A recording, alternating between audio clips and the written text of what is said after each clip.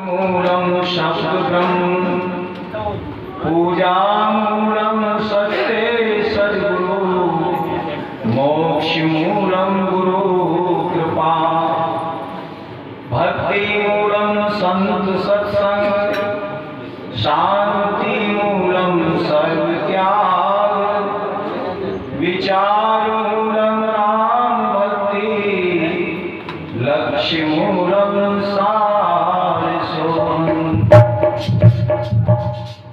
जय भक्ति मुक्ति मानव है धर्म सो सत्य भक्ति लखे अंग नाम रामानंदनम वाणी परास है परे तुये तीत तुये से परे अतीत रूपम ध्यान से जीव से अति सूक्ष्म ब्रह्मा विष्णु शंकर श्री राम कृष्ण आधारणम दुर्गा काली कमलापते सर्वशक्ति प्रकाशम गावे जो निज निज रूप से जाति मिटे भव है भयम सर्व सुख मिले संपत बढ़े अंत मिल जाए निजी कुटुंब गुरुदेव नमो विसारियो चैलाश शिष्य मिल जाए मुझसे आपको बहुत है पर आप मुझको ना भक्ति राम रूप जहाँ छाया सौ सौ योजन तक नहीं व्यापे माया हे गुरु तुम तो तुम्ही हो तुमसे निराला कौन है तेरी प्रेमी जी रामोदार जी ने अपने विचार व्यक्त किए। उसके बाद में श्री कुमारपाल जी ने अपना अनुभव और जो महापुरुषों से प्राप्त किया उस अपने अनुभव को व्यक्त किया।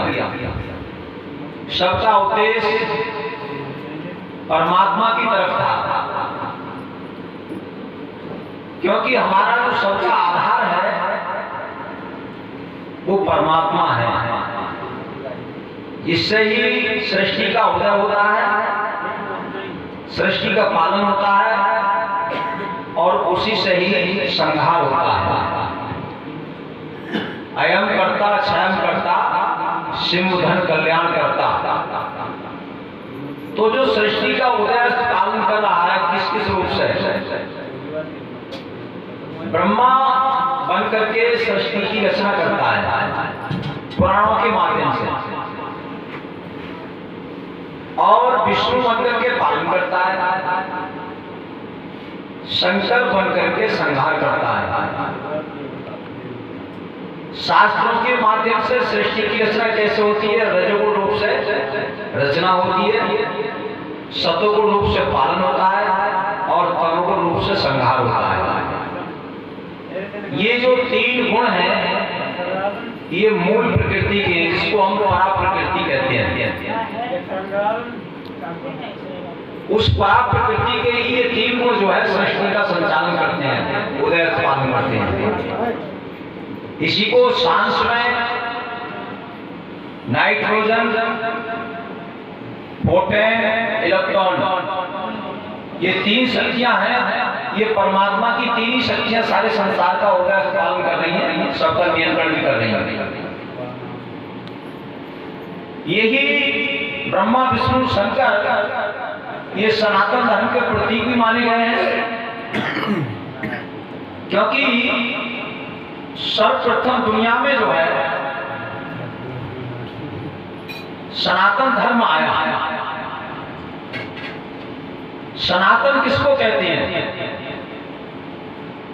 जैसे वैदिक धर्म की अवधि है मगर सनातन धर्म की कोई अवधि नहीं।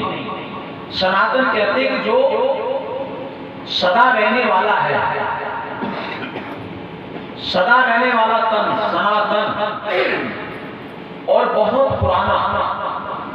जिसकी कोई अवधि नहीं है। तो वो सनातन कौन है? अपना जो स्वरूप है आत्मा, उसी को सनातन कहा गया है, अपने स्वरूप के लिए। और जब तक प्रेमियों हमने कितनी भी जो है तपस्या की, सब कुछ हमने जाना, मगर बताया कि जब तक हम अपने स्वरूप को नहीं जानेंगे, नानक साहब ने भी कहा कि अपने को जाने नहीं और उपदेश करे। कहते गुरु नानक देव खुद जन्म मरण में पड़े। जब तक ये अपने आप को नहीं जानता, तब तक परमात्मा इसके मोक्ष का पालन नहीं करता। तो आज मानव जो कहा गया, कोई मानव का धर्म क्या बताया? मुक्ति। मुक्ति तक पहुंच जाना। मुक्ति का ही नाम दूसरा है कल्याण, जीवन की सफलता। जीवन की जो सफलता है वही मुक्ति है। मुक्ति का मतलब है स्वतंत्र हो जाना। क्योंकि आज ये हमारा मन जो विषयों में फंसा हुआ है, आसक्ति में फंसा हुआ है, क्योंकि कर्म की जंजीर जो है इसके गले में पड़ी हुई है। जन्म मरण का रोग इसको लगा हुआ है, तृष्णा रूपी खांसी इसको लगी हुई है। आवागमन की डोर गले में पड़ी, जन्म मरण का रोग लगा है, तृष्णा रूपी खांसी, और आवागमन की डोर गले में पड़ी काल की फांसी। तो ये काल की फांसी में बंधा हुआ है। तो काल की जब फांसी में बंधा हुआ है, इसलिए ये परतंत्र है। काल का मारा हुआ जीव कहां जाता है? काल का मारा हुआ जीव 84 में जाता है। और सदगुरु जब मारता है, भाई बताया नहीं कि हजारों भेंटें। वैसे तो हमारे महापुरुषों ने बताया कि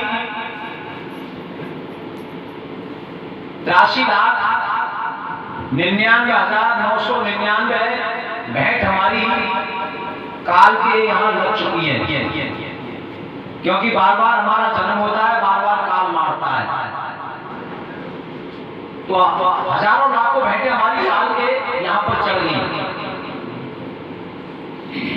एक भेंट सदगुरु ने मांगी, क्योंकि जो सदगुरु के लिए समर्पण हुआ है, जिसकी सदगुरु के यहाँ भेंट लगी, वो अमर हुआ,